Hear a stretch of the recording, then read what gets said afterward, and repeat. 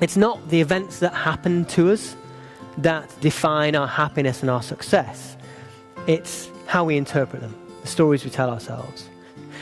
Our brain at positive performs significantly better than it does at negative, neutral, or stressed.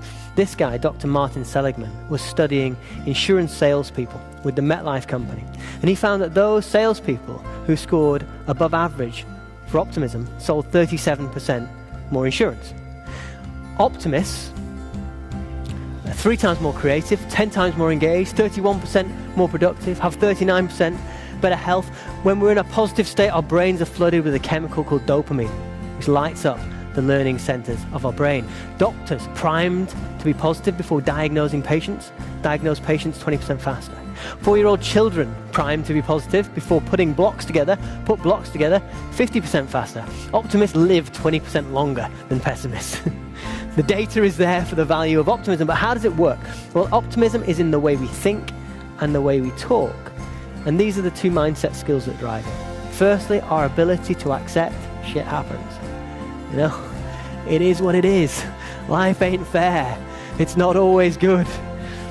Let's not overstress it. That's just something we can't control that happened in our past or is beyond us. Not saying we won't do anything about it, just we are where we are right now.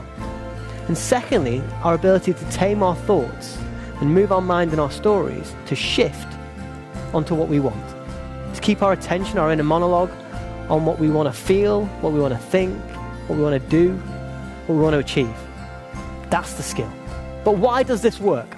Why does managing our thoughts drive how we feel and drive what we do? Well, it works because of one simple, unescapable truth. What you focus on, you get.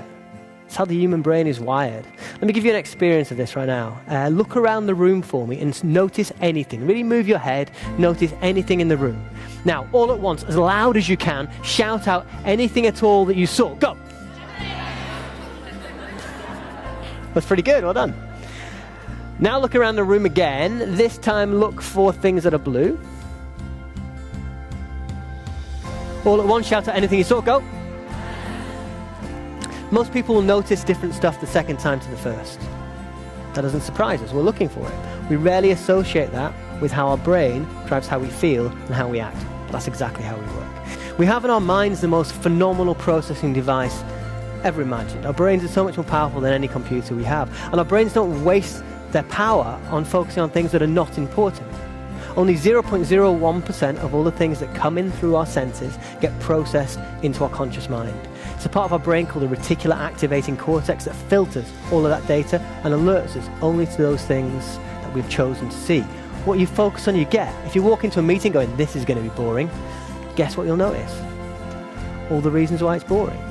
If you walk into a family wedding going, this is going to be amazing, I can't wait to see everybody, guess what your brain will filter the world for? All the reasons why this is amazing. It doesn't change reality, it just changes your slant on reality. If someone bangs into my car, the stories I tell myself, what I choose to focus on will drive how I feel.